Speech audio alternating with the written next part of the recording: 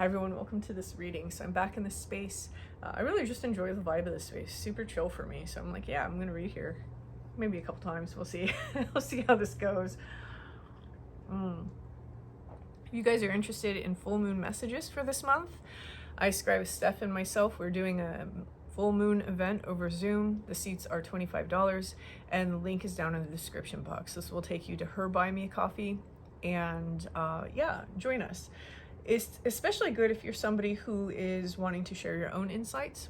If, for example, you're somebody that's trying to get used to using your abilities in front of other people or reading cards in front of other people, or you just want a place to play and experiment, meet other people, this is going to be a good event because we will have a chat box open to the side where people can communicate with each other as well as receive inspiration from the ink blot that she does.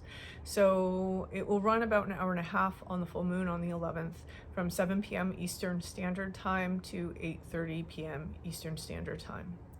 So let's go ahead and let's begin. All right, taking a step aside.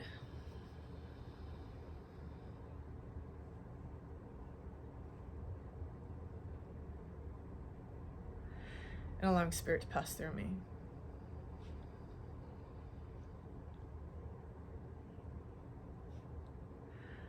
Opening up to receive information. Okay.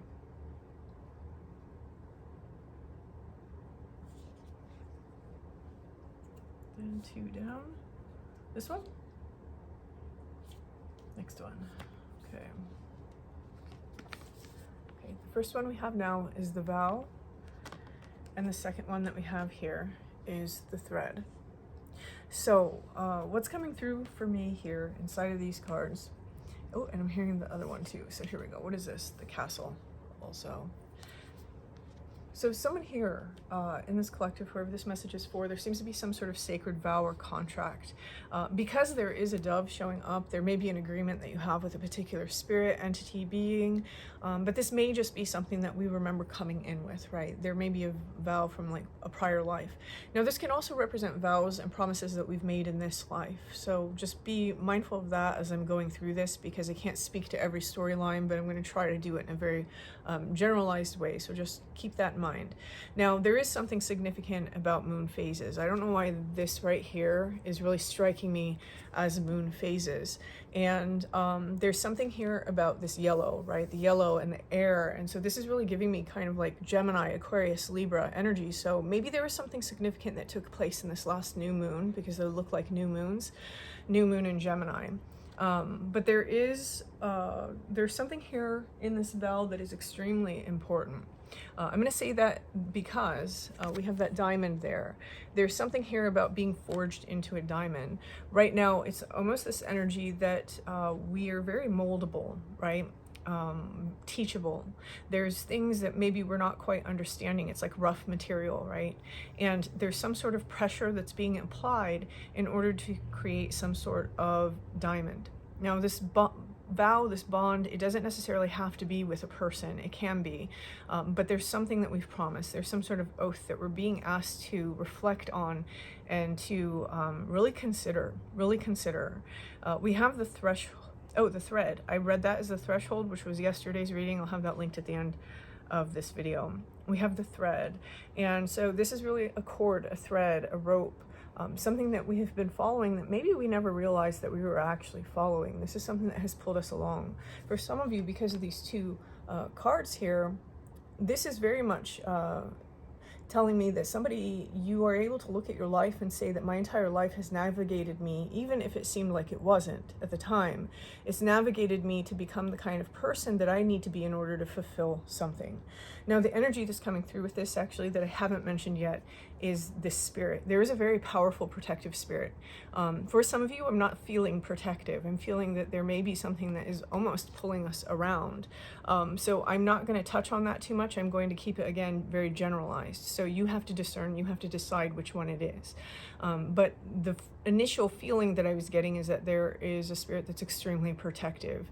And this and I do, okay, they're telling me I have to go into it. The one that's pulling us around, it's not that it's like tricking us or anything like that. It's showing us places that we still haven't stepped into our sovereignty. So for example, we see that sometimes when a person isn't able to take responsibility over their own life and navigate their own outcome, right? They're waiting for something else to provide them that outcome, because they're not necessarily able to say to themselves, hey, what I really want is this, right? That's one example of when a being can sometimes pull us around. It will bring us through the situations and through the life experiences where we understand that, oh, I wasn't supposed to give you this power. I was supposed to have that power in myself. And that is the lesson, right? For someone here, it's about being integrated. When we see these colors of the rainbow, this is all the light refracting, right? That you are actually all things, that we might compartmentalize and individualize and label and, do all this like rational thinking versus instinctual thinking versus intuitional thinking, when in reality, it's all right there. It's all right there. Someone here, therefore, you may be giving away your power to something that you shouldn't be giving your power away to, and that will be your ultimate lesson. Now, for others, however, you have a spirit that is extremely protective of your path. This is a path that you're not necessarily following it around on, it's following you. It's following you, and it's basically trying to see, is there something that's going to take my person off the path that they have determined for themselves, the thing that they're kind of dead set on doing. And that's very important to this situation. It's almost as though there's something about this vow that is so important that you have help from the other side in trying to make sure that you do this thing.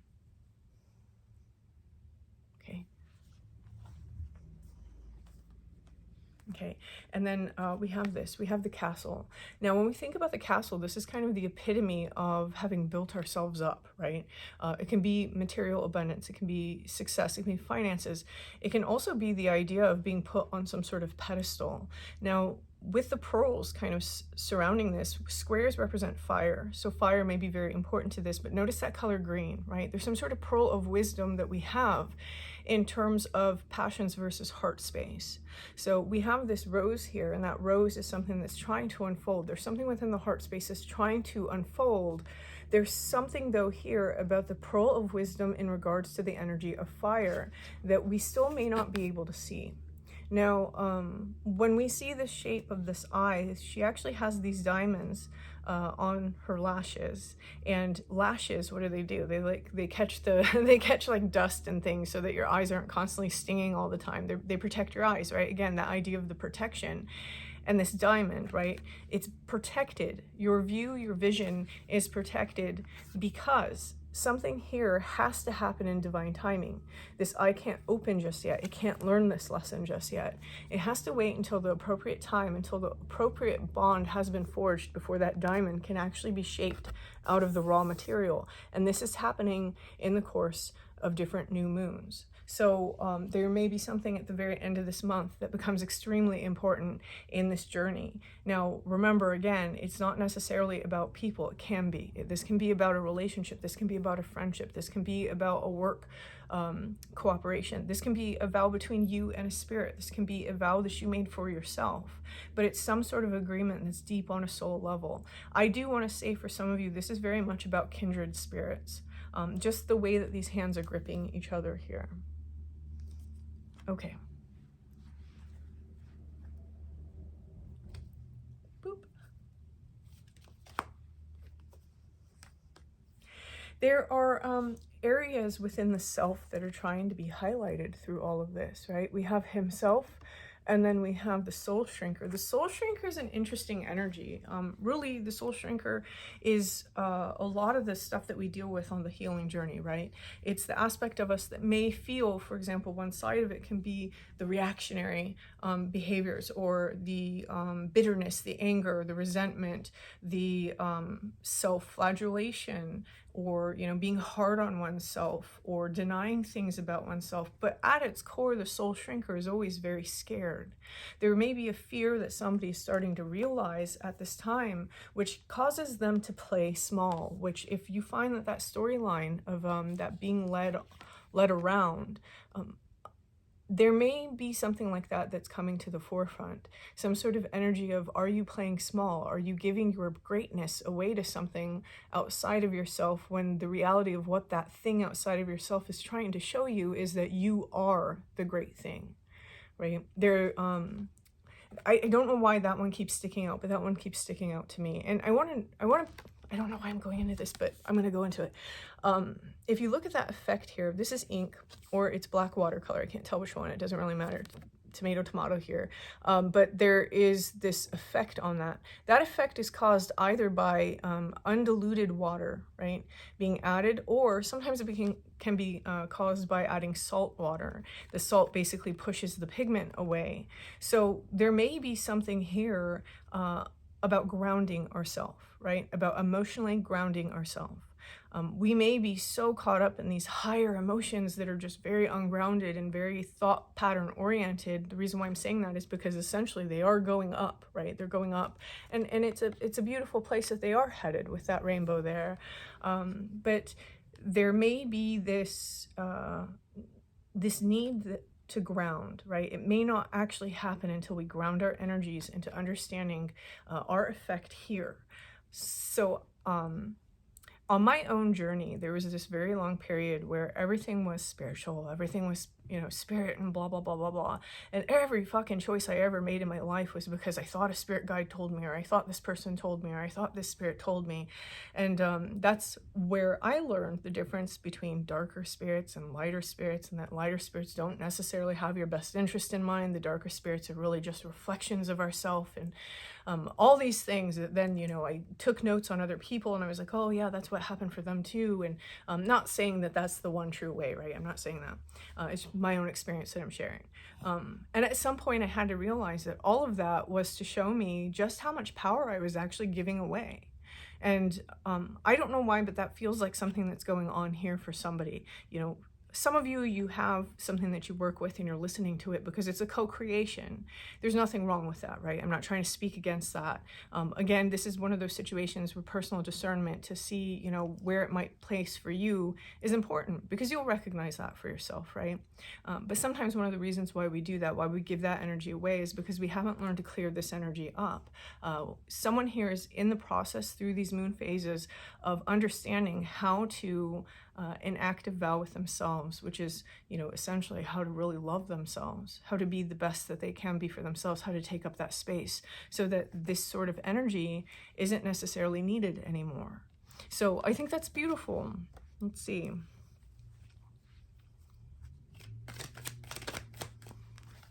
Okay, and it's Six of Swords. When someone actually discovers that, and I'm going to move on from this storyline here in just one second. When someone actually discovers that, they're going to find that this is where they move into calmer waters, and it's where they're going to really get down to the work. There seems to be a point to this phase that has taken place. And right now, a lot of people are going through this sort of heart transition, right? This heart shift. And this is taking them to the point of a thing. Whatever this thing is, it is being symbolized to me by this. So it's something that we've been hunting down for quite some time, and it's elusive. It's something that maybe we haven't always been able to see, right? There may be a particular situation inside your life right now that is really kind of forcing you to look at something that has been lodged in there that hides. It's kind of, again, illusory. Now, with this Himself card for everyone, there is this energy of really getting into the nuts and bolts of the self, understanding what our actual potential is. Now, okay, he wants me to move on. Hold on. He wants me to move on to that card. Okay. So we have the Queen of Owls. That may be significant for someone. Owls may be significant for someone. This is the vow. This is part of the vow. We have number 6. Number 6 is maternal. Number 6 is nurturing. Number 6 is the home. It's family. It's close friendships. It's close bonds. I love how this woman on this card, she's just kind of glowing. So there's this sense of having this illumination resonating from the inside. This is what's leading us, again, going back to that thread for some of you, knowing exactly where this path is taking you and taking it, day by day, right? Just very slowly, just pulling yourself along. And there is this spirit that is trying to protect this. He's showing up for me as the elven knight, right? That's knights, like it's bringing me into like that whole vibe of like knights protecting people as they made their pilgrimage to Jerusalem, right? There's this idea that you're on a pilgrimage. You're essentially reaching this very holy, here it's being represented as a castle, but I dare say it's almost like this holy temple. It's some place where your soul is going to worship. Whether that is something that you establish for yourself that's part of your path, or yeah, I'm just going to say that. I think that kind of clears everything up. Let's see.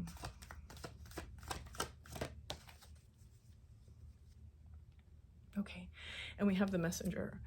One of the things that's happening right now is the spirit is trying to communicate. It may be doing so through people around you. It may be doing so through signs, through synchronicities. The thing about the messenger is that his message can sometimes become askew, right? Especially if we are observing signs and synchronicity with a confirmation bias. We already think this is going to happen. So yes, things are going to appear that confirm it, even in uncanny ways. That's how confirmation bias works. But there is also this idea that there may be other spirits at this time that are coming in. Sometimes those spirits, again, can come in the form of other people that kind of say, hey, I do want to say one thing. Be aware that sometimes when we have psychics confirm the things that we already think, it's because psychics read your energy, right? So if you firmly believe this is the direction I'm heading, or I'm supposed to go this way, and you're confronting with a psychic, they're probably going to tell you, yes, this is the way, even if when you get there, you're going to be like, oh, that wasn't the way, right? So this is the tricky thing about energy. Not everybody understands whether they're reading the actual energy or the actual flow of things, or if they're reading your flow, right? So just bear that in mind, right? We place a lot of responsibility on other people. We place a lot of responsibility on the spiritual world rather than grounding that down into ourselves and taking that responsibility for ourselves. But there is something that's trying to come through. And so rather than looking to other people to make those messages come through, really get into those quiet spaces where you can tap into yourself, because there's something around you right now that's trying to speak.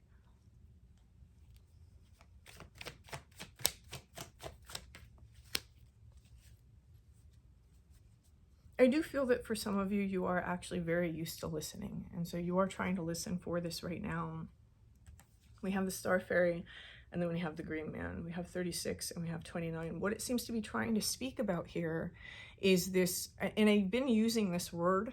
I don't know why this is the word that's been coming out so often, but it's unfurling, because I have no other way to actually describe the energy that I see when I look at this card. I almost see this as starting off as a star that has gone it's gone supernova, right? It's exploding outward. But everything that's exploding outward was the potential of what was packed in real tight. Here, what we have is the Green Man. It's the same thing, right? It's this idea of this abundant growth and this fertility and just this lush green sort of energy of success in the heart space, a heart that has truly learned how to give and receive, right? And with that 29, there may be something that's changing inside of some sort of relationship. Number 2 going into a 9, which is a change. It may even be ending. With the Star Fairy, with the 3 and 6, there may be something inside of our foundations familially that is going to help us kind of open and expand. So you may be thinking of an energy from long ago in your past that was a very beautiful energy, and understanding, wow, how do I bring that into my future? How do I bring that into now? Manifesting from that point, from that memory, would be very powerful for somebody. But this is what's happening in this castle sector. It's these 3 cards are coming together here, right? So the reading ends with all this beautiful green imagery, and it's almost this idea of what's going on here inside this castle. The point isn't that the eye opens. The point isn't any of that. The point is that that eye stays closed, because this is a person who, with their heart space, is looking inside for their direction. Here with the Star Fairy, this is where they're going to find that things start to expand and grow. This may be the energy that somebody's in right now. You may be in a very internal, deep, self-reflected state state because of some cord that you're following or some trajectory that you're following. Again, none of this is to say that, for example, if you have a being that you're working for and you're co-creating with the spirit, that's not how that should be. I'm not trying to say that. It's just that there is this overtone of being mindful of the responsibility that we're giving away, or the responsibility that we're taking on that's not necessarily ours. And the whole theme of this, between the castle, the vow, himself, the star fairy, it's really opening up to our own sovereignty, our own godhood, right? Okay, I'm hearing two more.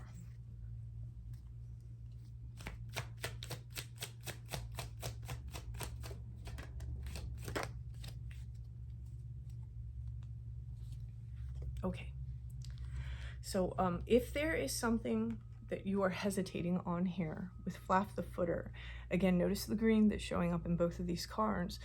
Flaff the Footer is holding on to his feet. He's scared to move. He's scared to go forward. Sometimes Flaff the Footer, the reason why he does this is because he overthinks things, right? We see that on the bottom of the deck with the Bodacious Bodog. He thinks he's helping, but actually he's really meddling and kind of mucking things up. This is the energy that is actually trying to alchemize right now, this sort of overthinking, overanalyzing that's being followed up by this very overanalyzing energy. We're looking at everything, right? We're kind of looking at everything. Instead, what the guidance is this right here. This is Mick a Muckle, and he kind of takes it lightheartedly, right? He has this lighthearted approach. There may be something here where someone is being very serious about something. This is just a little bit of a warning to lighten that up a little bit, right? To allow yourself to experience the beauty of these energies that are unfolding rather than taking them extremely seriously. Because for some reason there seems to be a pressure that we're putting on ourselves that may actually sabotage what it is that we're trying to cultivate. So yeah, okay. Whoever's message this is very beautiful energy. So I'm gonna leave this here. And if this resonates with you, please hit the like button, and until next time.